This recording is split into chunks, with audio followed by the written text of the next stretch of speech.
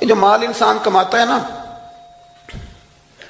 محنت سے جو انسان مال کماتا ہے، تو چلو دولت سے پیار نہیں کرنا چاہیے، پر بندے کو اپنے پیسوں سے دلچسپی ہوتی ہے، اور یہ بات پکی ہے کہ پیسہ بھی بندہ اسی جگہ خرچ کرتا ہے جس چیز سے بندہ پیار کرتا ہے۔ توجہ ہے نا میری بات پر؟ پیسہ بھی بندہ، اسے آپ کہنا جبرن خرچ کرے تو پیسے بھی وہ جبرن خرچ کر سکتا، یعنی پیار آئے نا بچے پہ تو بالکل کوئی ضرورت نہیں، کپڑے بھی پورے ہیں اور اس کی ساری ضروریات پوری ہیں، تو پیار آیا تو بندہ کھلونا خرید کے لے جاتا ہے۔ پیار والی جگہ پیسہ خرچ ہوتا ہے، پیار نہ ہو تو پیسہ بھی خرچ۔ حضرت صدیق اکبر بڑے مالدار تھے، تاجر آدمی تھے، تاجر گھاٹے کا سودا نہیں کرتے، لیکن اپنا سارا مال نبی کریم کی رضا کے لیے خرچ کیا۔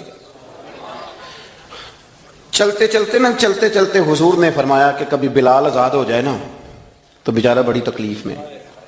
حضرت ابوبکر صدیق فرماتے ہیں 100 اوقیہ سونا میں جیب میں ڈال کے لے گیا۔ توجہ ہے میری بات پر؟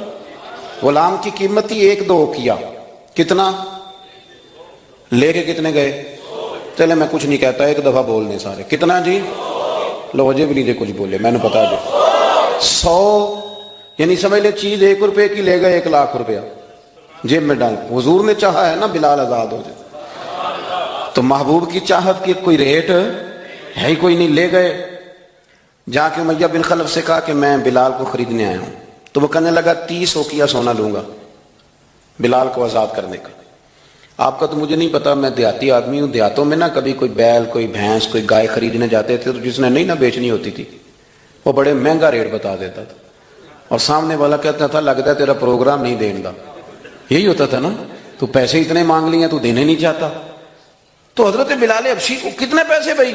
اس نے کہا جی 30 اوقیہ۔ وہ کہتا میں نے اتنے مانگے تھے کہ کوئی دے سکے، میں نے بڑے پیسے مانگے، جب کہا نا 30، تو ابوبکر صدیق فرماتے میں تو 100 لے کے گیا تھا، کہتے میں نے 30 نکالے اور دے دیے۔ حضرت بلال کو آزاد کرایا۔ امیہ بن خلف کہنے لگا ابوبکر تو تاجر بندہ ہے، سیانا بندہ ہے، ایسے تو نہیں تھا نا کہ کوئی بندہ باہر سے آیا، تو مکے کا باسی اور زمانہ تجھے جانتا ہے، اگر تو 1 اوقیہ سونے پہ اڑ جاتا نا کہ میں صرف 1 اوقیہ میں بلال کو خریدوں گا، 1 میں، تو امیہ کہنے لگا میں 1 پر بھی بیچنے میں تیار تھا، میں نے تو 30 اس لیے مانگے تھے کہ تو چلا جائے، اور میں نے 30 مانگے تو نے 30 دے دیے، حالانکہ تو 1 اوقیہ پہ ضد کرتا تو میں دے دیتا۔ حضرت ابوبکر صدیق مسکرائے، فرمانے لگے تو ابھی کافر ہے، تجھے ابھی ایمان کے ذائقے کا پتہ نہیں، یہ تو ابھی تو آشنا نہیں نا، تجھے کیا پتا ہو، یہ بھی ایک مزہ ہے، تجھے پتہ نہیں نا، یہ بھی ایک ذائقہ ہے، یہ بھی ایک سرور ہے، تو ابھی اس سرور سے دور ہے۔ وہ اقبال کہنے لگے نا بے خطر کود پڑا آتش نمرود میں عشق، عقل تھی محو تماشائے لبے بام ابھی، اور پھر کہنے لگے پختہ ہوتی ہے اگر مصلحت اندیش ہو عقل، اور عشق ہو مصلحت اندیش تو ہے خام ابھی، اور پھر کہنے لگے عقل عیار ہے۔ عیار کا سادہ ترجمہ مکار ہوتا ہے، عقل عیار ہے، 100 بھیس بنا لیتی ہے۔ دیکھیں عقل کو عیار کہا، عقل عیار ہے، 100 بھیس بنا لیتی ہے، عشق بیچارہ، پہلی بات یہ دیکھیں کتنی تگڑی کر دی، وہ عیار ہے اور یہ بیچارہ، عقل عیار ہے 100 بھیس بنا لیتی ہے، عشق بیچارہ، نہ ملا ہے نہ زاہد نہ حکیم، بیچارہ جو ہوا ہے بیچارہ تو لہذا کچھ بھی نہیں۔ تو وہ امیہ کہنے لگا تو 1 پہ اڑ جاتا تو میں 1 کا بھی دے دیتا، تو صدیق اکبر ہنسے، جناب بلال کا بازو تھاما، کہنے لگے امیہ تیرا کیا خیال ہے، میں نے کبھی جھوٹ بھی بولا ہے؟ امیہ کہنے لگا نہیں، آپ تو صدیق معروف ہیں۔ تو حضرت صدیق اکبر کہنے لگے امیہ سن، پھر تو کہتا ہے نا کہ تو 1 پہ اڑتا، میں 1 پہ اڑتا تو 1 کا بھی بلال دے دیتا، اور میرا دعویٰ یہ ہے کہ تو نے 30 مانگے، تو 100 مانگتا تو میں 100 کا بھی بلال خرید لیتا، تو اس لیے کہ یہ حضور کی چاہت ہے۔ آپ سمجھ لیں کہ مال وہاں خرچ ہوتا ہے جہاں انسان کو بڑا پیار۔ آپ نے سنا ہوا ہے، میں زیادہ تفصیل میں نہیں جاؤں گا، آپ نے سنا ہے کہ حضرت عمر فاروق گھر کا آدھا مال لے آئے، آدھا لانا بھی کوئی آسان کام ہو، 2.5% زکوٰۃ ہوتی ہے، پر جن کو دینی پڑتی ہے نا وہ بیچارے 15 مفتیوں سے فتویٰ لیتے ہیں کہ کتنوں کو 2 لاکھ بچ ہی جائے تو چنگا ہے۔ وہ 15 مفتیوں سے پوچھتے ہیں کہ کوئی گنجائش ہے، بہن بھی حصہ مانگ رہی ہے، فلانا بھی مسئلہ ہے، قرضے بھی ہیں، کچھ کمیٹیاں، بڑے چکر چلاتے ہیں، حالانکہ دینے کتنے ہوتے ہیں 2.5%، 50% دیا حضرت عمر فاروق نے، 50%، آدھا مال۔ کہتا میں نے سوئی دھاگا بھی آدھا کر لیا، میں نے گھر کے کپڑے بھی آدھے کر لیے، میرا خیال تھا ابو بکر سے جیتنا ہے۔ ابو بکر سے جیتنا ہے، ہر شے عادی کر کے لے گیا لیکن قربان جاؤں. کہتے میں نے سارا مال رکھا. ادھر سے ابو بکر صدیق بھی آئے. جب وہ آئے تو پیر میں جوتا کوئی نہیں، سر پہ ٹوپی کوئی نہیں، لباس پہننا ہوا ہے ٹاٹ کا تینوں لب دیں آپ گواچے، ٹاٹ کا لباس پہننا ہے. آئے کہنے لگے نبی کریم نے جو سوالات کیے نا تو سوالوں میں بڑا فرق تھا.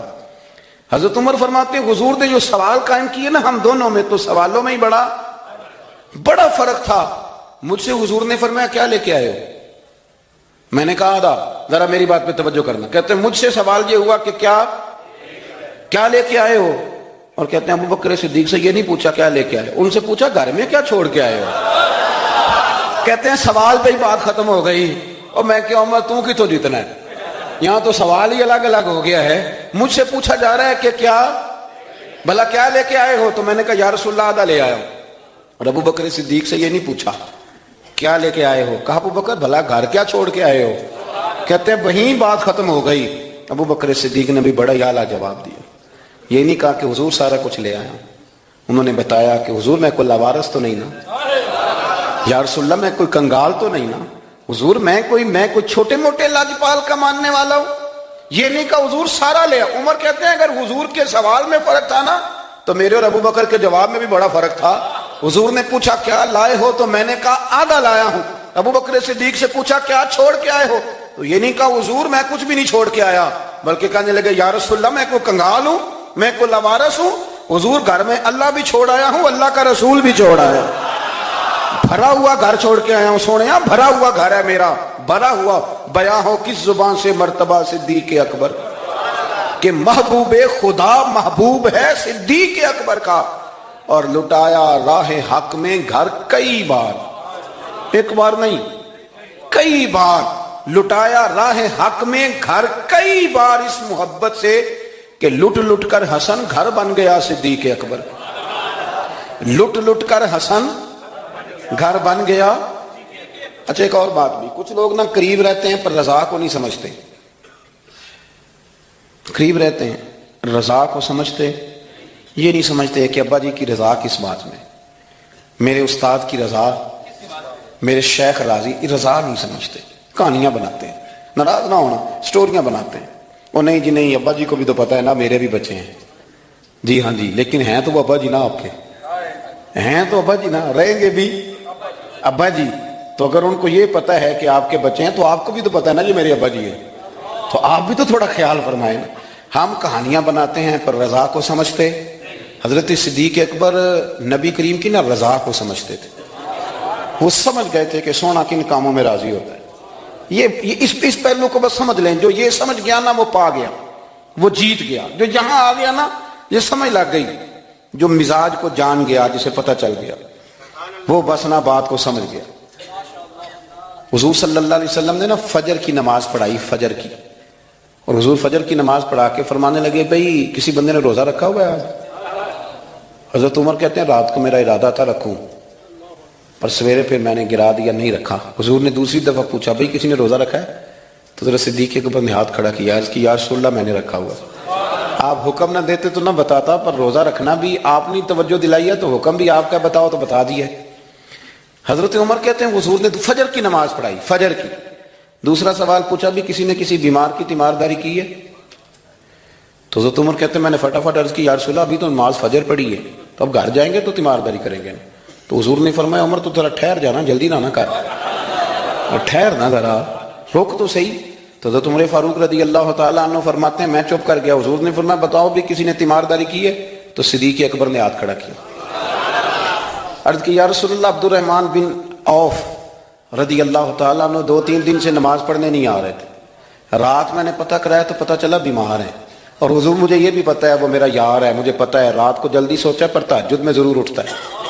تو حضور میں بھی ذرا فجر کے وقت جلدی اٹھا ہوں تو فجر میں آنے سے پہلے عبد الرحمن ابن عوف کی تیمارداری کر کے آیا ہوں. حضرت عمر کہتے ہیں میں نا ہلکا ہلکا ڈھیلا پڑ گیا. حضور نے تیسرا سوال پوچھا، فرمایا کسی نے کسی مسکین کو کھانا کھلایا؟ کھانا کھلایا کسی مسکین کو؟ حضرت سیدنا عمر فاروق کہتے ہیں میں نے پھر عرض کی، میں نے کہا یا رسول اللہ ابھی تو فجر پڑی ہے.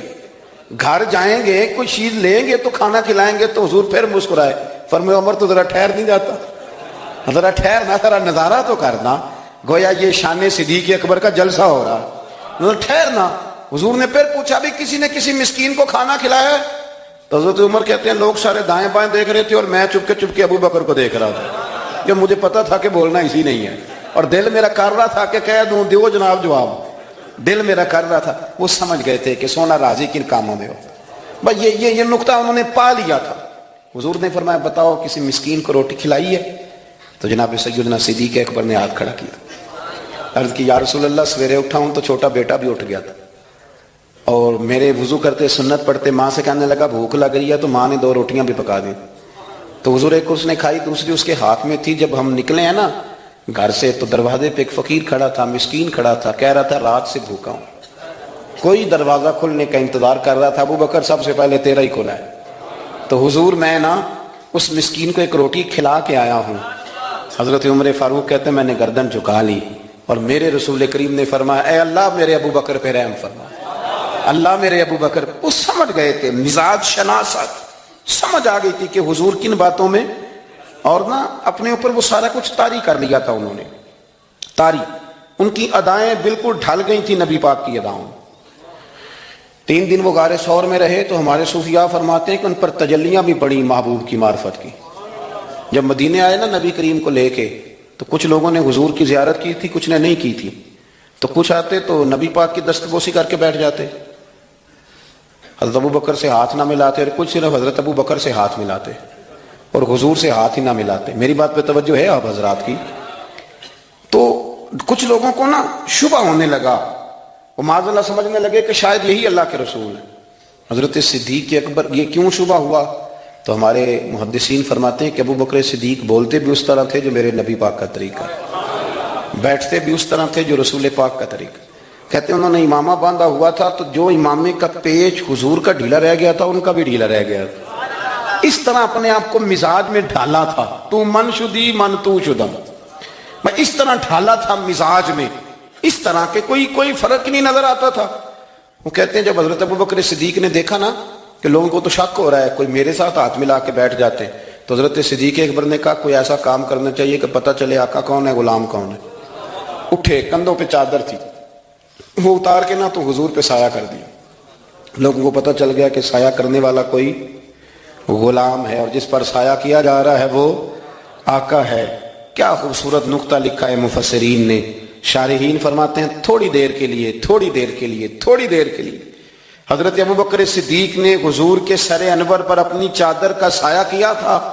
اللہ کے رسول نے احسان کا بدلہ یہ دیا، نیکی کا بدلہ یہ دیا کہ قیامت تک ان کی قبر پر اپنے گنبد کا سایہ فرما دیا، قیامت تک گنبد کا سایہ کر دیا ان کے مزار پر انوار۔ حضرت صدیق اکبر نے اپنے، اور ایک اور بات بھی، جو لوگ بہت زیادہ قریب رہنے لگتے ہیں نا وہ ادب آہستہ آہستہ چھوڑنے لگ جاتے ہیں، زیادہ نیڑے رہتے ہیں نا تو پھر آہستہ آہستہ ادب کا معاملہ، توجہ ہے میری بات پر؟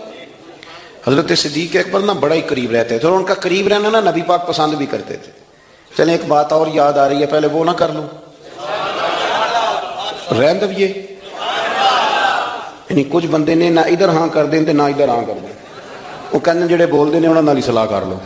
اور بھائی ایک بات یاد آ رہی ہے، وہ بھی عرض کر دے درمیان، دیکھیں آپ لوگ مسکرائے ہیں تو مجھے اجر ملا ہے، آپ میری بات پہ توجہ کریں۔ ایک دن نا سرکار نے بیٹھے بیٹھے، شاہ ولی اللہ صاحب نے ازالۃ الخفا میں لکھا ہے، حضور نے بیٹھے بیٹھے صحابہ سے فرمایا، کچھ لوگ بیٹھے رہتے تھے نا، کچھ لوگ زبردستی بوجھ بھی بنتے ہیں نا بعض لوگوں کی طبیعت میں، تو کہنا پڑتا ہے ان سے کہ چلیں مہربانی کریں اب کوئی اور کام بھی کریں۔ اور کچھ ایسے ہوتے ہیں کہ مثل تعویذ ہوتے ہیں کچھ لوگ، وہ جب بھی ملتے ہیں شفا ہوتی ہے۔ تو ایک دن سرکار نے فرمایا، حضرت انس بن مالک کہتے ہیں حضور نے فرمایا بھی سارا دن نہ بیٹھے رہا کرو، وقفے سے ملا کرو، وقفے سے محبت بڑھتی ہے، وقفے سے ملا کرو محبت بڑھتی ہے۔ کہتے ہیں حضرت ابو بکر صدیق بھی قریب بیٹھے تھے، وہ بھی سن رہے تھے۔ ظہر سے پہلے بات ہوئی تو حضرت صدیق اکبر ظہر میں آئے، نماز پڑھی اور چلے گئے، عصر میں آئے، نماز پڑھی اور چلے گئے، مغرب میں آئے، نماز پڑھی اور حضرت انس بن مالک کہتے ہیں ظہر کے بعد بھی حضور نے پوچھا ابو بکر نہیں آئے؟ دیکھ بھی لیا ہے، آئے بھی ہیں، لیکن فرمایا وہ تو نماز میں آیا تھا نا، ادھر نہیں آیا۔ عصر کے بعد پھر پوچھا ابو بکر نہیں آئے؟ آپ ذرا کبھی اس لذت کو محسوس تو کریں، ذرا دیکھیں تو صحیح ہے کیا ہو رہا۔ तीसरी दफा मगरिब के बाद पूछा, अंस यार अबू बकर नहीं आया? तो हजरत अंस बिन मालिक कहते हैं मैं खादिम था, करीब रहता तो मैं दौड़ा के अबू बकर के दरवाजे पे दस्तक दी। मैंने कहा क्या करते हो? हुजूर ने 3 दफा पूछ लिया, आए नहीं। कहते सिद्दीक अकबर दौड़े आए, हाजिर खिदमत हुए, हुजूर हुक्म हो। कहा यार तू सारा दिन मेरे पास बैठा ही नहीं, तू आया ही नहीं, तू नजर ही नहीं आया। अर्ज की हुजूर आप नहीं तो फरमाया था वक्फे से मिला करो मोहब्बत बढ़ती है। तो सुनो यार, मैं क्या इसका तर्जुमा करूं इस बात का, मैं किन लफ्जों में इन जुमलों को बयान करूं, कहां से लाऊं वो कैफियत जो यहां पूरी उतरे। हुजूर आपने तो फरमाया था वक्फे से मिला करो मोहब्बत बढ़ती है। तो महबूब की आंखों में आंसू चमक आए। फरमाया अबू बकर कहा था पर तुझे तो नहीं ना कहा था। और यार कहा था कुछ लोगों से, तुझे थोड़ी कहा था तू ना जाया कर, तू यहीं रहा कर, तू रहा कर यार, तू रहता है तो मेरा दिल लगा रहता है। और यार आप समझे तो सही, आप जरा महसूस तो करें, एक बारी मेरी अखियां चों उन्होंने अथरू पूंजे सन, हुण मैनू चस्का पै गया रोने दा, हुण मैनू चस्का पै गया रोने दा, ते हर वेले आ होजारी दा। आप जरा इस लज्जत को तो ले।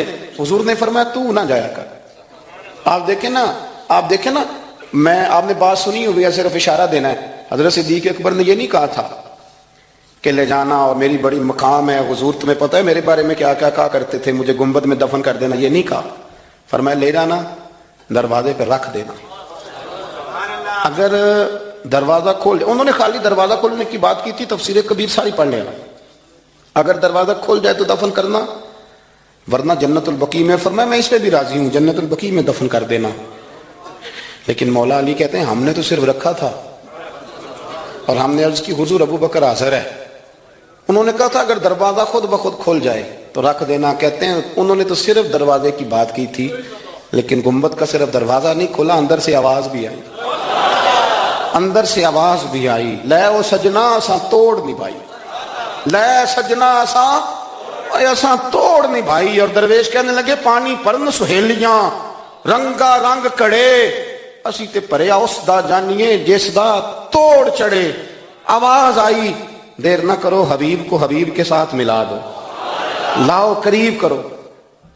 जितना करीब रहे कुर्बत बड़ी, प्यार बड़ा। बात समेटने लगाऊं, अदब भी बड़ा।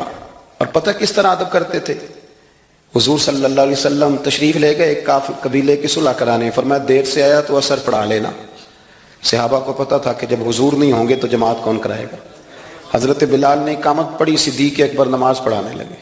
हुजूर तशरीफ ले आए, लोगों ने हाथ पे हाथ मार के हजरत सिद्दीक अकबर बताया कि आ गए हुजूर। अल्लाह के महबूब के लिए रास्ता बन गया, नमाज के बीच में रास्ता बन रहा है। सफ़ें तोड़ रहे हैं सहाबा, हुजूर को रास्ता दे रहे हैं। सफ़ें टूटती रही पर नमाज किसी की भी नहीं टूटी, सफ़ें टूटती रही, नमाज नहीं टूटी। हुजूर पहली सफ में पहुंच गए तो जनाब सिद्दीक अकबर ने एक कदम पीछे हटाया। हमने सुना सारी जिंदगी यही है कि हुक्म आ जाए तो वो अदब पर फौकियत रखता है। एक कदम हजरत सिद्दीक अकबर ने पीछे हटाया तो हुजूर ने फरमाया अबू बकर नमाज पढ़ाओ। उन्होंने एक और पीछे हटाया, अबू बकर नमाज पढ़ाओ। तीसरी दफा ना हुजूर ने फिर हुक्म दिया तो वो पिछली सफ में आ गए। वो दूर बैठे थे ख्वाजा गुलाम फरीद, वो कोट मिठन में, कहने लगे नमाज पढ़ा के मैं तैं वाल वेखा, नमाज पढ़ा के मैं तैं वाल वेखा, मैनू काबा भुल गया आई, भुल गईया नी सब सौम सलाता, इको यार दा फिक्र पे आई। नमाज पढ़ा के मैं तैं वाल वेखा। और इकबाल कहने लगे अज़ां तो अज़ल से तेरे इश्क का तराना बनी।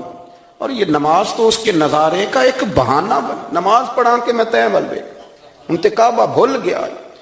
नबी पाक सल्लल्लाहु अलैहि वसल्लम अगली सफ में खड़े हुए, मुसल्ले पे जमात कराई। नमाज के बाद हुजूर ने ना मुस्कुरा के पूछा अबू बकर मैंने 3 दफा कहा था, क्यों नहीं नमाज पढ़ाई?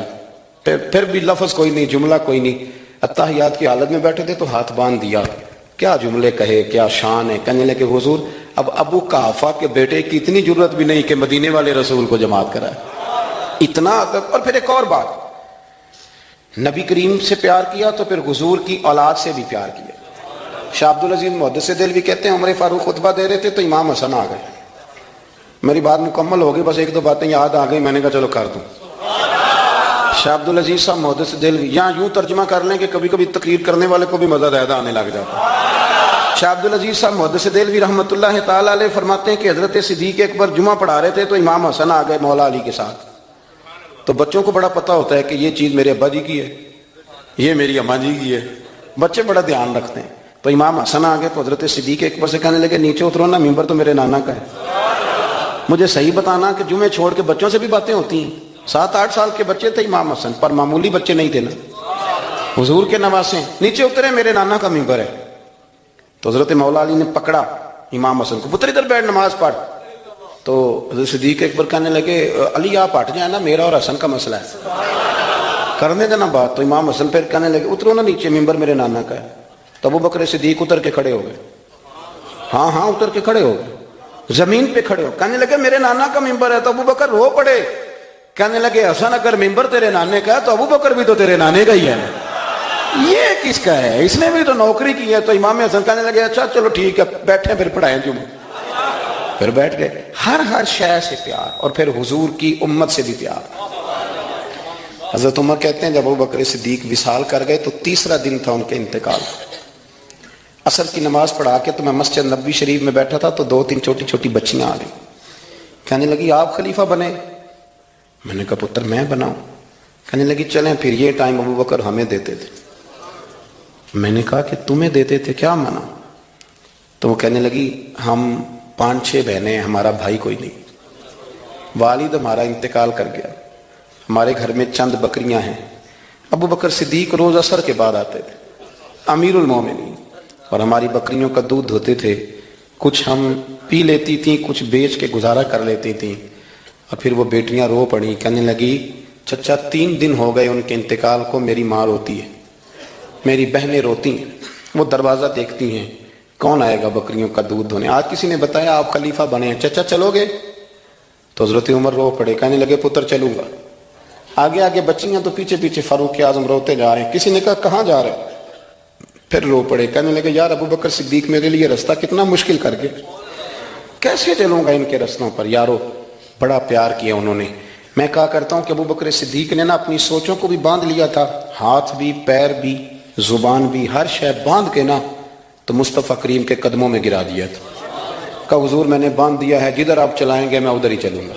قرآن مجید نے یہ فرمایا ہے کہ ہم نے تمہیں نبی پاک صلی اللہ علیہ وسلم دیے ہیں، یہ رسول تمہیں دیے ہیں، تم پر ہماری آیتیں پڑھیں گے اور تمہیں پاک کر دیں گے. یتلو علیکم آیاتنا ویزکیکم، تم پر ہماری آیتیں تلاوت کریں گے اور تمہیں پاک کریں.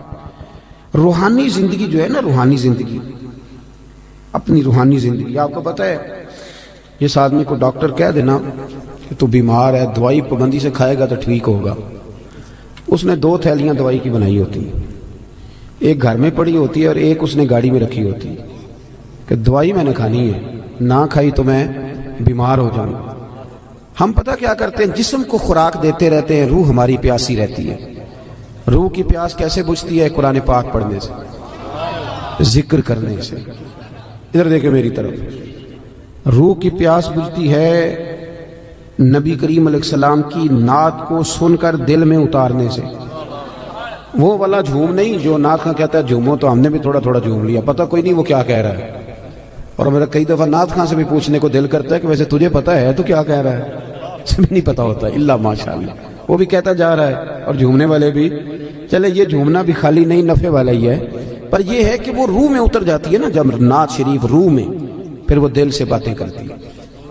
یہ صوفیاء کو سرکار کی زیارت ہوتی تھی بڑی زیادہ، تو آج کل بہت سارے لوگ اس پر بھی اعتراض کرتے ہیں. وہ کہتے ہیں جی اتنی زیارت کیسے ہوتی تھی؟ تو میں کہتا ہوں یار بڑی سادی سی بات ہے. جو آدمی گاڑی چلاتا ہے رات کو خواب میں بھی گاڑی چلاتا ہے، یہ بات آپ کی عقل میں آتی ہے کہ نہیں آتی؟ جو آدمی دن کے وقت گاڑی چلاتا ہے رات کو بھی گاڑی چلاتا ہے، تو جو دن میں تکے کھانے نکلتا ہے خواب میں کئی دفعہ تکے ہی کھا رہا ہوتا ہے. آپ میری بات کو سمجھ لیں، پکی سچی بات ہے. جو سارا دن محبوب کو پڑھتے ہیں، محبوب کو سنتے ہیں، محبوب کو بیان کرتے ہیں، وہ رات کو بھی محبوب کی گلیوں میں ہی رہتے ہیں. یہ سادی سی بات ہے. اب آپ کی پتہ نہیں کیوں عقل میں نہیں آتی. یہ موٹی سی بات ہے. چرخہ جو بی بی دن کو چلاتی تھی، اگر اسے چرخہ نظر آ سکتا ہے تو امام سیوطی سارا دن حضور کی حدیثیں لکھتے تھے تو رات کو سرکار کی زیارت بھی کر لیتے تھے. ہماری جب روحانی زندگی مضبوط ہوتی ہے نا تو پھر ایک کام اور ہوتا ہے. قرآن مجید نے کہا کہ وَالْآخِرَةُ خَيْرٌ وَأَبْقَىٰ، آخرت تمہارے لیے بہتر بھی ہے اور باقی رہنے والی بھی. روحانی زندگی کا تعلق انسان کی آخرت کے ساتھ ہوتا ہے، وہ پھر تھوڑے تھوڑے کام نہ آخرت کے لیے بھی کرنے شروع کر دیتا ہے، یہ بھی اس کی روحانی زندگی کا حصہ ہوتا ہے۔ ورنہ تمہارے بہت سارے دینی کاموں میں بھی دنیا شامل ہوتی ہے، بہت سارے دینی کاموں میں۔ اور ہمارے صوفیہ نے ایک اور بات بھی لکھی ہے، فرماتے ہیں اگر آپ کی بہت شہرت ہونے لگ جائے اور لوگ بڑی عزت کرنے لگ جائیں اور بڑا آپ کو نوازا جانے لگ جائے تو پھر بھی ڈرنا، کہیں ایسا نہ ہو کہ ساری نیکیوں کا تمہیں اجر دنیا میں دے دیا جائے اور آخرت میں تمہارے لیے مشکلات بن جائیں، یہ بھی مقام خوف ہے۔ یہاں بھی ڈرو، ایسا نہ ہو کہ سارا اجر یہیں تمہیں دے دیا جائے۔ میرے بھائی غور کریں، روحانی زندگی آپ نے نا، آپ کا ایک بینک اکاؤنٹ ہوتا ہے، آپ کو پتا ہوتا ہے کہ میرے پاس کتنے پیسے ہیں، یعنی جس کی جیب میں جو کچھ ہوتا ہے نا اس نے پورا گنا ہوا ہوتا ہے۔ اور ہم بڑے سیانے ہیں، اب تو ہم نے ربڑ رکھے ہوئے ہیں، 50 والے نوٹ کو علیحدہ چڑھاتے ہیں، 100 والے کو، بڑے سمجھدار ہیں ہم، رات کو گن کے سوتے ہیں، کئی لوگ سویرے پھر گننا شروع کر دیتے ہیں، شاید بڑھ گئے ہوں۔ یہ ہمیں پتہ ہوتا ہے کہ ہماری جیب میں کیا، میرے مکان کی ویلیو کیا ہو گئی ہے، کتنے کا خریدا تھا، اب کیا ریٹ ہے، مجھے پتہ ہوتا ہے نا سارا۔ اسی طرح ہمیں یہ بھی پتہ ہوتا ہے کہ میں نے آخرت کے لیے کیا جمع کیا ہوا ہے، ہمیں پتہ ہوتا ہے۔ بھولے بن جائیں، چلو کئی دفعہ کوئی جھوٹ بول کے اپنے آپ کو تسلی دیتے ہیں، بات الگ ہے، پر ہمیں خبر ہوتی ہے کہ میں نے آخرت کے لیے کیا جمع کیا۔ نبی کریم صلی اللہ تعالی علیہ وسلم کے جو غلام تھے وہ اپنی روحانی زندگی پر، روح پر بڑی سخت توجہ دیتے تھے، بڑی سخت ان کی توجہ ہوتی۔ حضرت عبداللہ بن حنظلہ رضی اللہ تعالیٰ عنہ اپنے گھر سے روتے ہوئے نکلے اور رستے میں شور مچا رہے ہیں، معاذ اللہ حنظلہ تو منافق ہو گیا۔ رستے میں جناب ابو بکر صدیق سے ملاقات ہوئی تو شور کر رہے ہیں، کہتے میں تو منافق ہو گیا ہوں۔ نے فرمایا کیا ہوا؟ کہنے لگا ابو بکر عجیب حال ہے نا کہ جب میں نبی پاک صلی اللہ علیہ وسلم کی بارگاہ میں ہوتا ہوں تو میرا نماز کو بھی جی چاہتا ہے، ذکر کو بھی جی چاہتا ہے، تلاوت کو بھی، میں دین کے قریب ہوتا ہوں، نکل کے آتا ہوں تو پھر دنیا داری۔ تو یہ تو 2 رنگ ہے میرے دل کے، یہ 2 رنگ ہے، ایک ہونا چاہیے تھا۔ حضرت صدیق اکبر کہنے لگے جو تیرا معاملہ یہ تو بہت سارے لوگوں کا ہے، چل نہ تیرے بہانے میں سب کا مسئلہ حل کرا کے لاتا ہوں۔ وہ کئی دفعہ بات ایک کرتا ہے تو بگڑی کئیوں کی بن جاتی ہے، چل نہ بہانہ تیرا لگاتے ہیں اور مسئلہ سب کا حل کراتے ہیں۔ حضرت ابو بکر صدیق رضی اللہ تعالیٰ عنہ لے کے آئے، حضرت حنظلہ رضی اللہ تعالیٰ عنہ کو لا کے کھڑا کیا، کہا یا رسول اللہ صلی اللہ علیہ وسلم ان کی بات سنیں۔ وہ عرض کرنے لگے حضور میں تو منافق ہو گیا۔ حضور نے فرمایا کیوں؟ عرض کی یا رسول اللہ جب آپ کے پاس ہوتا ہوں تو رنگ اور ہوتا ہے اور دنیا کے پاس جاتا ہوں تو رنگ، آپ نے میری بات کو سمجھنا ہے کہ عرض کر رہا ہوں۔ یہ بہت سارے محدثین نے روایت لکھی ہے، پر امام سیوطی نے در منصور میں ذرا کھول کھول کے لکھی ہے اور بڑے اس کے پہلو بیان فرمائے۔ فرماتے ہیں کہ نبی کریم صلی اللہ تعالی علیہ وآلہ وسلم نے ارشاد فرمایا حنظلہ یہ جو تمہارے اندر احساس پیدا ہوا ہے نا کہ میرا رنگ ایک ہونا چاہیے اور اس طرح ہونا چاہیے جس طرح میں حضور کی بارگاہ میں ہوتا ہوں تو میرا رنگ ہوتا ہے، وہی کیفیت ہونی چاہیے۔ فرمایا یہ جو تمہیں احساس پیدا ہوا ہے یہی تو ایماندار ہونے کی علامت ہے، یہ علامت ہے کہ تمہارے اندر ایمان ہے، تم چاہتے ہو کہ میری روح بدل جائے، میں سب، اور جب یہ احساس ہی نکل جائے۔ علامہ اقبال نے بڑی پریشانی کے ساتھ کہا کہ مصیبت یہ ہے کہ اب کارواں کے دل سے احساس زیاں جاتا رہا، اب احساس ہی نہیں کہ میں نیک ہو جاؤں۔ میری طرح کے کئی لوگ بن کے بیٹھ گئے ہیں کہ ہم نیک ہیں، ان کی ترقی رک جاتی ہے، ایک وقت پہ آ کے سمجھ لیتے ہیں۔ حضرت عمر فاروق کے پاس ایک شخص نے آ کے کہا تھا مسند امام احمد بن حنبل میں، حضور میں تقریر کرنا چاہتا ہوں، فرمایا نہ کرنا۔ اس نے عرض کی امیر المومنین میں پڑھا لکھا ہوں، میں واز کہہ سکتا ہوں، میرے اندر شرائط پائی جاتی، فرمایا نہ کہنا۔ عرض کی حضور کیوں؟ تبلیغ کروں گا، واز و نصیحت کروں گا۔ جناب عمر فرمانے لگے جب تو بن صبر کے ممبر پہ واز کہنے بیٹھے گا تو اپنے سے بہت سارے لوگوں کو گناہگار بھی تو سمجھے گا نا۔ کئی دفعہ ہم بات کر رہے ہوتے ہیں تو ایسے کر رہے ہوتے ہیں کہ شاید میں بڑا صوفی ہوں، تو آپ نے فرمایا پھر تیری اپنی ترقی رک جائے گی، پھر تو خود پریشان ہو جائے گا۔ اپنی روحانی زندگی میں ہمیشہ، حضرت انس بن مالک رضی اللہ تعالیٰ عنہ فرماتے ہیں سرکار ہمیشہ نفل پڑھتے تھے، ہمیشہ نفل پڑھتے تھے، نفلوں کو وقت دیتے تھے، ٹائم دیتے تھے۔ اکثر اللہ کے محبوب علیہ السلام کی جو حیات مبارکہ ہے وہ بڑی مصروف ہے، 23 سالوں میں وہ انقلاب برپا کیا جو لوگ صدیوں میں نہ کر سکتے، لیکن اتنی مصروفیت کے باوجود بھی اللہ کے رسول رات کو مصلی پہ کھڑے ہوتے تھے۔ ہماری ہر شے مضبوط ہو گئی، مسلح کمزور ہو گیا، مسلح کمزور۔ حضور مسلح کو وقت دیتے۔ حضرت انس بن مالک فرماتے ہیں کہ جنگ میں حضور کے ساتھ حاضر تھا تو میں نے وہاں بھی نرالا انداز دیکھا، لوگ سارے اپنے اپنے کاموں میں لگ گئے، وہ وقت تھا حضور کے نفل پڑھنے کا، تو میری اچانک نظر پڑی تو اللہ کے نبی گھوڑے پر ہی نفل ادا کر رہے ہیں، بیٹھے بیٹھے نماز ادا کر رہے ہیں۔ وہ اپنے معاملات میں کبھی فرق آنے نہیں دی، ہمیشہ۔ ہم لوگ کہہ دیتے ہیں، آپ لوگ سن لیتے ہیں، آج کل لوگوں کے پیروں میں ورم کوئی نہیں آتا، اب تو اتنا چلتے کوئی نہیں، اب تو بچے سے کہیں چونک سے ماچس لے آ تو کہتا ہے لاؤ موٹر سائیکل کی چابی۔ اب کہاں ورم آتا ہے صاحب، یہ دور ختم ہو گیا جب کبھی بہت چلتے تھے لوگ۔ اب تو حاجیوں کو بھی ورم نہیں آتا، اس لیے کہ حاج بھی زیادہ تر اے سی والی بس میں ہی ہو جاتا ہے سارے کا سارا۔ اب تو وقوف عرفات بھی لوگ بسوں میں کر لیتے ہیں، اللہ ماشاءاللہ، وہیں بیٹھے رہتے۔ اور ہمارے محدثین نے یہ لکھا تھا کہ اپنی جگہ نہ چھوڑنا، وقوف کا معنی ٹھہرنا ہے، ٹھہرے رہنا جب تک اذان نہ ہو، لیکن وہ ٹور آپریٹر کہتا ہے کہ آدھا گھنٹہ رہ گیا بس میں بیٹھو، تو سیٹیں پکڑنے والے ٹائم سے ہی چلے جاتے ہیں، حالانکہ وہاں ٹھہرنا تھا، رکنا تھا۔ اب کہاں لوگ چلتے ہیں، حج میں بھی پیروں میں ورم نہیں آتا، کہیں بھی چھالا نہیں بنتا، کہیں بھی نہیں ٹوٹتا۔ آپ نے کہیں سنا ہو تو سنا ہو، میں نے اپنی زندگی میں نہیں سنا کہ کسی کے پیر میں ورم آ گیا چل کے یا کوئی کام کر کے یا کوئی مشقت کر کے، پر بخاری میں نے پڑھا ہے کہ سیدہ عائشہ صدیقہ رضی اللہ تعالیٰ عنہ فرماتی ہیں کہ اللہ کے رسول اتنا لمبا قیام کرتے تھے، اتنا لمبا قیام کرتے تھے کہ قدموں میں ورم آ جاتا تھا۔ قدم مبارک، یہ والی سنت کب ادا کرنی ہے، اس پہ کب چلنا ہے؟ قدموں میں ورم آ جاتا۔ اور جناب عائشہ صدیقہ کہتی ہیں حضور ایک ہی رکعت ایک ہی آیت بار بار پڑھتے اور ساری رات بیت گئی، یہ صحیح مسلم میں موجود، ساری رات گزر گئی نماز پڑھتے۔ صبح میں نے عرض کی یا رسول اللہ صلی اللہ علیہ وسلم، آپ کے صدقے اللہ اگلوں پچھلوں کو بخشے گا، تو آپ اتنی مشقت کیوں کرتے ہیں؟ اللہ نے آپ کو حبیب بنایا ہے، امام الانبیاء بنایا ہے، سید الرسل بنایا ہے، اتنی مشقت؟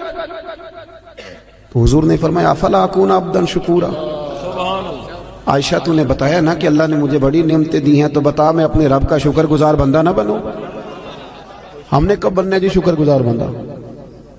اور ایک بات اور ذہن میں رکھیں، جب بندہ روحانی زندگی اپنی مفلوج کر بیٹھتا ہے نا، اس کی توجہ نہیں، نہ نفل سے، نہ ذکر سے، نہ عبادت سے۔ بڑے میری طرح کے سیانے بندے کو آپ بٹھائیں حجرے میں، اسے کہیں آج کل کون کون مولوی خراب چل رہا ہے، تو 1500-2000 مولویوں کے وہ نام بتا دے گا، آپ کون کون سی جماعتوں میں کیا کیا خامیاں معاذ اللہ ساری گنوا دے گا۔ توجہ ہے میری بات پر؟ اور جب عصر کی نماز کا ٹائم ہو جائے گا نا میٹنگ کے اندر، تو امام صاحب کہیں گے بھی نماز کا ٹائم ہو گیا، تو ان میں نا 75% لوگوں کو کام یاد آ جائے گا، کچھ ہوں گے اس میں سے 50% جو کہیں گے اسی محلے والی مسیتیں پڑھنی جا کے، باقیوں کا کام۔ اور آپ تسبیح دے دیں کہ زیادہ نہیں، صرف 5 تسبیح درود شریف کی پڑھو، نہیں پڑھ پاتے۔ کیوں نہیں دل لگتا ہمارا مصلی سے؟ کیوں نہیں توجہ جاتی ہماری؟ کدھر گیا وہ ہمارا ذوق شوق؟ وہ کدھر گئی ہماری توانائی؟ رسول کریم صلی اللہ تعالیٰ علیہ وآلہ وسلم نے نا حضرت عبداللہ ابن مسعود رضی اللہ تعالیٰ عنہ کو بلا کے فرمایا مجھے قرآن سناؤ، اور حضرت ابی بن کعب کو جا کے کہا کہ میں تجھے سنانے آیا ہوں۔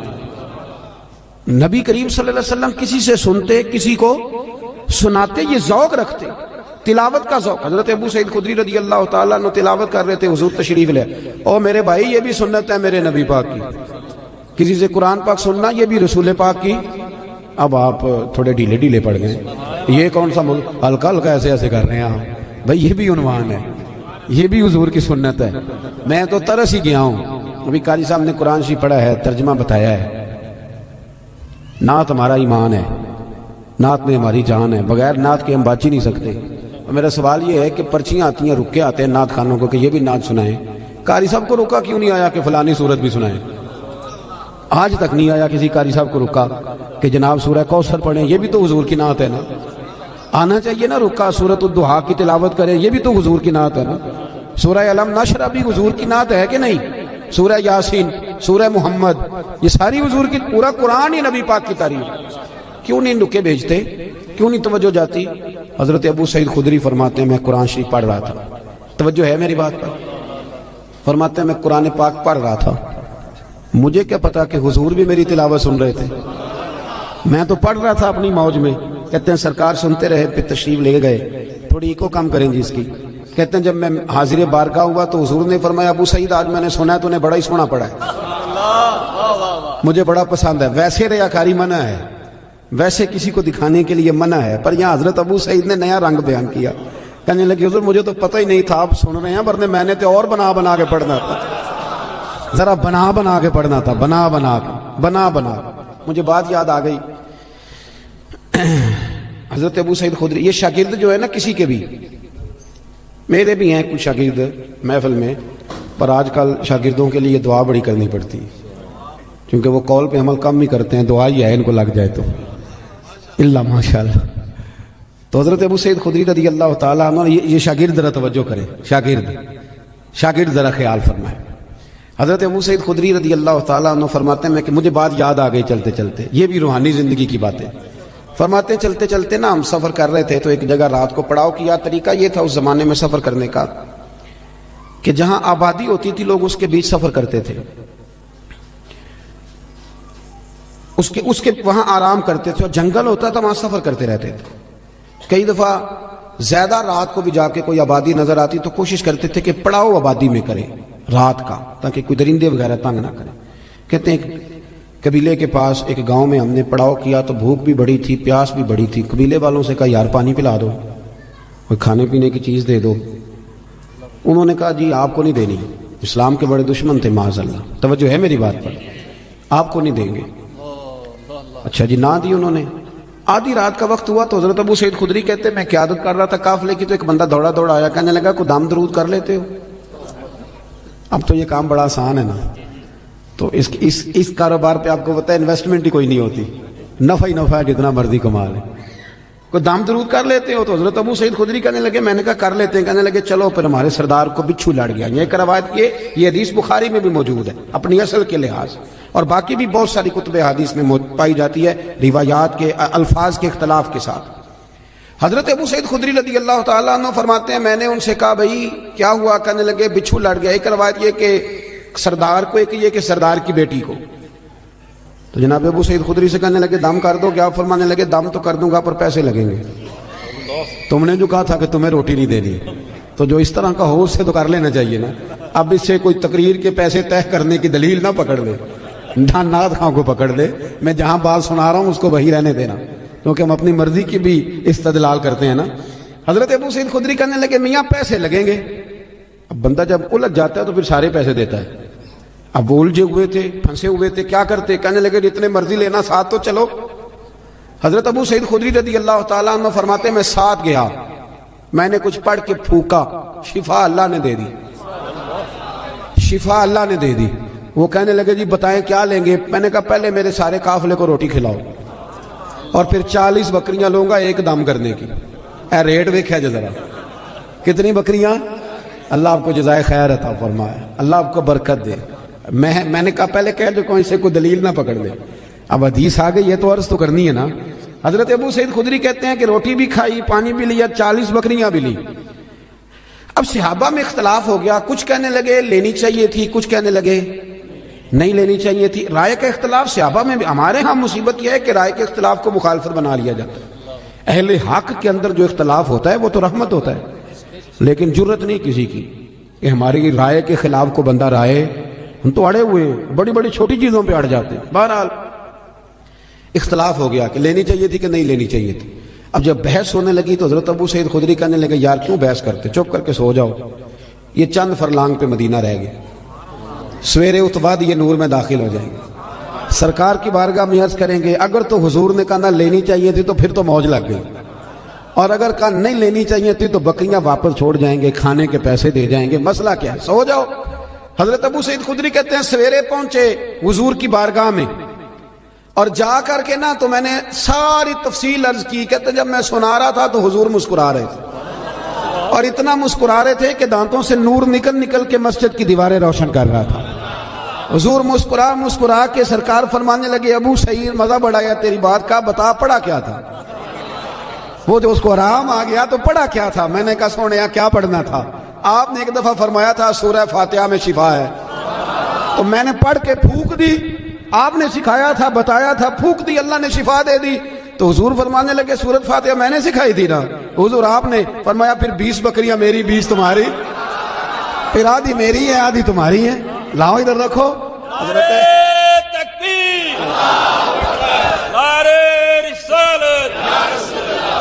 نعرہ حیدری سیدی مرشدی سیدی مرشدی.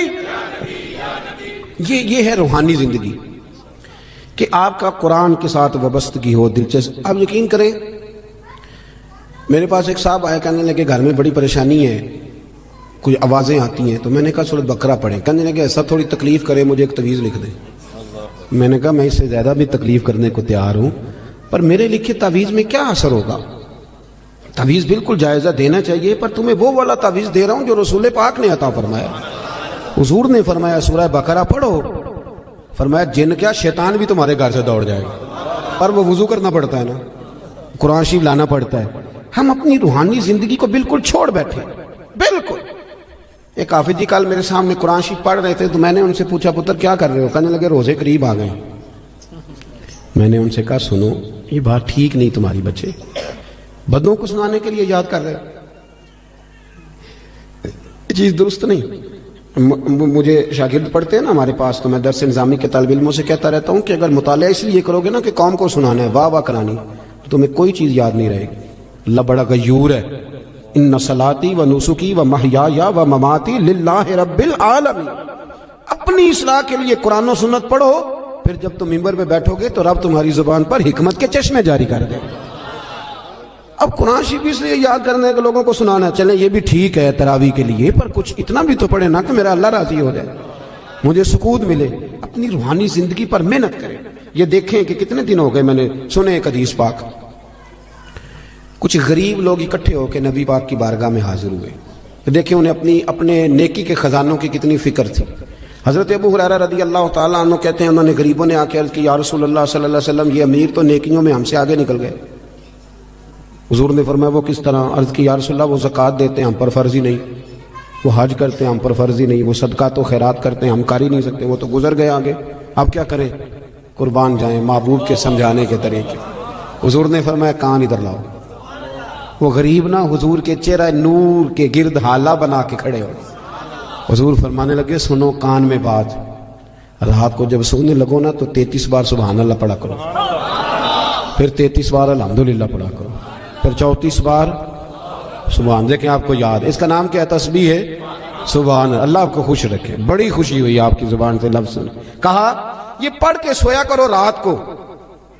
امیر جتنے بھی نیک کام کریں گے نا, تمہاری اس تسبیح کی برکت سے اللہ تمہیں سب امیروں سے زیادہ اجر عطا کرے گا. مشکل کام تو نہیں, سب امیروں سے. انہیں فکر تھی کہ وہ کہیں ہم سے آگے نہ نکل جائیں روحانی دنیا میں, نیکیاں زیادہ نہ کما لیں. آج کل تو رٹا یہ بنا ہوا ہے کہ دیورانی کہتی ہے اپنے شوہر سے کہ میری جیٹھانی نے فریزر نیا لے لیا, اب میرا نہیں گزارا جب تک نیا آئے نا, فوری طور پہ مجھے جدھر سے مرضی ادھار قسطوں پہ لے آ, لیکن شریکے دے نار ڈال کے ٹرنا پیچھے. یہ ہماری دوڑ ہے. اس سے نقصان ہوتا ہے, اس سے اخلاقی کمزوریاں جنم لیتی ہیں, اس سے آزمائش میں. آپ یہ دیکھیں کہ وہ جو میرا پیچھے خزانہ ہے نیکیوں کا جو خزانہ ہے, اس میں آج کل کیا ہے؟ میری زبان کہیں ایسا تو نہیں کہ باقی ہر جگہ چلتی ہے, صرف ذکر میں نہیں چلتی. میرا سر باقی سارے کام کرتا ہے, صرف اللہ کی بارگاہ میں صحیح نہیں. یہ غور کریں. حضرت ابو ہریرہ رضی اللہ تعالیٰ عنہ فرماتے ہیں وظیفہ پوچھ کے گئے, اور پھر وہ کچھ دنوں کے بعد واپس آئے. گئے تو بڑے مسکراتے گئے تھے, جیسے خزانہ ہاتھ لگ گیا. بڑے کچھ دنوں کے بعد واپس آئے تو بڑے پریشان تھے. حضور نے فرمایا اب کیا ہوا؟ کہ یا رسول اللہ بڑی پریشانی بن گئی. اب بھائی ہوا کیا؟ عرض کرنے لگے یا رسول اللہ وہ بات تو امیروں نے بھی سن لی ہے. ایک صحابی کہنے لگے میرا پڑوسی بڑا امیر ہے, رات وہ بھی تسبیح پڑھ رہا تھا اپنے سین میں, میں سن رہا تھا. حضور اب کیا کرتا ہے؟ تو سرکار اس بات سے راضی ہوتے تھے. حضور خوش ہوئے, مسکرائے, فرمایا اب کیا کرنا ہے؟ ذالک فضل اللہ یؤتیہ من یشاء. یہ پھر اللہ کا فضل ہے, وہ جس کو چاہے عطا کر دیتا ہے. میرے عزیز سمجھیں کہ وہ لوگ, اور وہ ذرا سا بھی اپنے اندر ریا نہیں آنے دیتے تھے. حسد نیک آدمی میں بھی ہوتا ہے. ناراض تو نہیں ہو گئے نیک لوگ جی؟ نیک ناراض نہ ہو جائیں. حسد نیک آدمی میں بھی, بندہ نیک بھی ہوتا ہے اور حسد بھی, چونکہ حدیث ہے ترمذی شریف میں. حضور نے فرمایا حسد نیکیوں کو یوں کھا جاتا ہے جیسے خشک لکڑی کو آگ کھا جاتی. تو اس کا مطلب ہے حضور نے فرمایا بندہ حاسد بھی ہوتا ہے اور نیک بھی ہوتا ہے, اس کے ساتھ ساتھ حسد بھی چل رہا ہوتا ہے اور نیکیاں بھی. تو پھر نیک آدمی کو چاہیے نا حسد سے جان چھڑائے. ایسا نہ ہو کہ وہ نیکیاں کرتا جائے اور ساتھ ساتھ حسد کھاتا جائے. اس کا کوئی فائدہ. اپنی روحانی زندگی کہیں تکبر نہ آئے کہیں بھی. اور امام کشاری تو یہاں تک فرماتے ہیں, آپ فرماتے ہیں میں نے بہت سارے جھکے ہوئے لوگ دیکھے ہیں, گردنیں جھکی ہوئی ہیں, دل میں بڑا تکبر ہے. آپ فرماتے ہیں میں نے بہت سارے دعائیں مانگنے والے دیکھے ہیں جو جزاک اللہ بھی برابر کہہ رہے ہیں پر اندر ان کی عداوت بھی برابر. ایسا نہیں کریں. آپ یہ دیکھیں کہ کہیں ایک دیکھیں نا, ایک ہلکا یہ میرا بٹن ٹوٹ جائے نا تو ساری محفل میں میری توجہ بٹن پہ رہے گی, چاہے کوئی دیکھے بھی نہ. مجھے تو پتہ ہے نا ٹوٹا ہوا ہے, تو میں بار بار غور کروں گا. ایک دھبا بھی باطن پہ لگ جائے نا, وہ جھوٹ کا ہو, وہ دغے کا ہو, وہ لالچ کا ہو, وہ حسد کا ہو, ایک بھی دھبا ہو نا, سکون نہیں آتا, آپ بے چین رہتے. یہ میری طرح کے کچھ لوگ ایسے ہوتے ہیں جن کو اسٹیج پہ بیٹھنے کی بیماری لگ جاتی ہے. اب یقین کریں میں تو کسی وقت سوچتا رہتا ہوں کہ کوئی محفل ایسی بھی تو ہونا کہ ہم بھی پیچھے بیٹھ کے سنیں, اپنا چسکا بھی تو پورا کرنا ہے. لیکن وہ کئی میری طرح کے لوگ بیچارے گردن اونچی کر کر کے نقیب کو دکھاتے ہیں کہ میں بھی آیا ہوں, کسی طریقے سے اعلان کاری دے میرا, میں چودھری صاحب ہوں علاقے کا, محلے کا بڑا ہوں, 2 دفعہ چیئرمین ہوا, بلا لے کسی طریقے. اس سے گھٹن آئے گی آپ کے مزاج. بات زیادہ نہیں کرنی, سمیٹنے کی طرف آ رہا ہوں. سید احمد کبیر رفاعی اعلیٰ حضرت بریلوی رحمۃ اللہ علیہ نے بڑی کھل کے تعریف کی ہے اس درویش کی, اور یہ وہ کامیاب ترین لوگ ہیں جن کا عشق حضور کی بارگاہ میں مقبول ہو گیا. دروازے رسول پہ حاضر ہوتے تھے تو اللہ کے محبوب کروے انور سے اپنا بازو باہر نکال کے ہاتھ ملایا کرتے.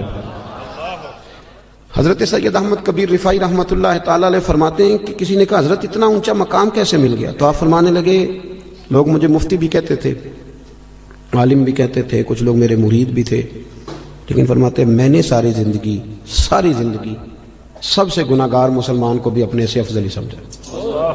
کیوں؟ آپ دلیل دیتے تھے, فرماتے تھے جب اللہ نے کہہ دیا کن تم خیر امت اور تم بہترین ہو میرے نبی کا کلمہ پڑھنے والوں, تو فرمایا میں نے ہر صحیح العقیدہ کو, کلمہ گو کو اپنے سے افضل ہی سمجھا. یہ تھوڑا کرنا پڑتا ہے, ورنہ تو آپ ایک چکر میں پڑ جائیں گے, آپ کے لیے مصیبت کھڑی ہو جائے گی. ورنہ تو آپ اپنا لیول خراب کر بیٹھیں گے, آپ کا کسی سے پیار ہی نہیں رہے گا. آپ بلندی پہ ہوں گے, آپ کو کوئی نعرہ لگا کے ہاتھ چوم کے پیار کرے گا تو آپ کر پائیں گے, ورنہ رہ جائیں گے آپ بیچ میں. سید احمد کبیر رفاعی فرماتے ہیں کہ میں ایک دفعہ گزر رہا تھا, ایک کھیت کے بیچ میں درمیان میں منڈیر تھی چھوٹی سی, کیا کہتے پنجابی چ وٹ جی, آپ کا نہیں مجھے پتا, میں تو پینڈو ہوں. تو گاؤں میں نا یہ جب چاول کی فصل کاشت کرتے تھے نا مونجی, تو اس وقت کدو کیا جاتا تھا, پتہ ہے کہ نہیں؟ چلو جنہوں نے پتہ ہے وہ تو ہاں نہ کرو نا. وہ کدو کا مطلب یہ ہوتا تھا کہ وہ ساری فصل بھر دیتے تھے پانی سے, اچھے طریقے سے بھر دی جاتی تھی. وہ بڑی نرم, چونکہ چنے کی فصل کا بیج نہیں لگتا, اس کا پودا لگتا ہے. پہلے وہ الگ جگہ لگایا جاتا ہے, پھر اس کو وہاں سے لا کے یہاں بویا جاتا ہے. ایک پوری ترتیب ہے. پنیری اس کو کہتے ہیں. اور بھی کچھ عقیدہ سی تسی مجھے یاد, لاب دیکھیں قاری صاحب کو پتا ہے جی, لاب ہے نا جی. اللہ تعالیٰ جزائے خیر دے, بہت ساری برکت دے قاری صاحب کو, آپ سب حضرات کو. تو وہ اس طرح سمجھ لیں کہ فرماتے ہیں میں بٹ سے منڈیر سے گزر رہا تھا, ادھر بھی پانی تھا ادھر بھی پانی تھا. سید صاحب کہتے ہیں جب میں گزر رہا تھا تو سامنے سے کتا آ گیا. اب کتا بھی کھڑا ہے گزرنے کو, میں بھی کھڑا ہوں. اب جو ہے وہ ٹائم تھوڑا ہے, میں نے عصر کی نماز پڑھنی تھی. اب وہاں سے 2 بندے نہیں گزر سکتے, ایک ہی گزر سکتا ہے. فرماتے ہیں وہ بھی کھڑا میں بھی کھڑا. کتا اگر نسلی اصلی ہو تو اللہ والوں کا ادب کرتا ہے, آپ کو پتا ہے نا صاحب کاف کے کتے کا. تو وہ بھی کھڑا ہو گیا. تو کہتے ہیں میں بھی کھڑا ہو گیا. اب وہ میری طرف دیکھ رہا ہے کہ میں ہٹوں, اور میں اس کی طرف دیکھ رہا ہوں کہ وہ ہٹے. اب بات جب لمبی ہو گئی تو سید صاحب فرماتے ہیں میں نے دعا کی, میں نے کہا مالک اسے زبان ہی دے دے, میں کو بات ہی کر لوں. تو اللہ بڑا کریم ہے, دعائیں مقبول فرماتا ہے. کہتے ہیں کتے کو اللہ نے زبان دے دی. تو میں نے اسے کہا یار ذرا ہٹ جا, میں نے جانا ہے. تو کہنے لگا شاہ جی آپ ہٹ جائیں, میں نے بھی تو جانا ہے نا, میں نے بھی تو جانا ہے. تو کہتے ہیں میں نے اسے کہا یار میری سن بات, میں نے پڑھنی ہے عصر کی نماز, میں ہوں شریعت کا مکلف, میں پابند ہوں. تو پابند نہیں دین کا, مکلف نہیں, تیرے اوپر فرض نہیں, میرے اوپر نماز فرض ہے. اگر میں کھیت میں اتروں گا تو کپڑے میرے آلودہ ہو جائیں گے اور مجھے غسل کرنا پڑے گا, وضو تو لیٹ ہو جاؤں گا. تو چونکہ مکلف نہیں, تو اتر جا. تو کہتے ہیں اس نے مجھے بڑی عجیب بات کر دی. کہنے لگا شاہ جی کھیت میں اترنے سے تو آپ کے کپڑے آلودہ ہوں گے, پر مجھے کتا اور حقیر سمجھ کر اگر آپ نے کھیت میں اتارا تو آپ کا دل آلودہ ہو جائے گا. اور کپڑے تو دھل جائیں گے. وہ کیا کہا تھا درویش نے؟ بابا صاحب کہنے لگے راتی جاگیں تشیک سرامے، راتی جاگ دے کتے تیتھوں اتے مالک دا در مول نہ چھڑ دے، پاویں مارو 100 جتے تیتھوں اتے، ایک برکی دا قدر پچھانن پاویں مالک ہوں ون ستے تیتھوں اتے. اٹھ بلیا چل یار منا لے نہیں تے بازی لے گئے نہیں کتے. اٹھ بلیا چل یار منا لے نہیں تے بازی لے گئے. سید صاحب فرماتے ہیں میں چھلانگ لگا کے اتر گیا کھیت میں، کپڑے آلودہ ہو گئے، میں نے دھوئے، نئے سرے سے وضو کیا، کپڑے بدلے، لیکن میرا دل بڑا ٹھنڈا رہا کہ میں نے حقیر نہیں جانا اللہ کی. تھوڑی سی نا اپنی روحانی زندگی پر بھی توجہ دیں، تھوڑی سی تیاری کریں، ہم نے جانا ہے قبر میں. لوگ نا حضرت عبداللہ ابن مبارک رحمۃ اللہ علیہ کے آخری وقت آیا تو اماں بھی رو رہی تھی، بچے بھی رو رہے تھے، بیوی بھی رو رہی تھی. تو بیوی سے کہنے لگے کیوں روتی ہو؟ تو کہنے لگی تو میرا سرتاج ہے، تو ہے تو میں بادشاہ ہوں، تیرے بعد کون پوچھے گا؟ میں اماں تم کیوں روتی ہے؟ تو ماں کہنے لگی بیٹے تو اور بھی ہیں پر تو فرما بردار پتر تھا، تیرے بعد کون پوچھے گا؟ بچوں سے پوچھا تم کیوں رو رہے ہو؟ کہنے لگے ابا جس طرح بیاہ کرتا ہے دوسرا تو کوئی نہیں نہ کرتا، تیرے بعد کون پوچھے گا؟ تو حضرت عبداللہ ابن مبارک کہنے لگے اوہو میں سمجھ رہا تھا مجھے رو رہے، تم تو اپنی ضرورتوں کو رو رہے، مجھے کہاں رو رہے؟ اور میں رو رہا ہوں کہ میں نے آگے کیا لے کے جانا. ہماری باقی وفاداری ٹھیک ہے، اب کہاں وہ لوگ ملتے ہیں جن کے کپڑوں پہ پابند لگے.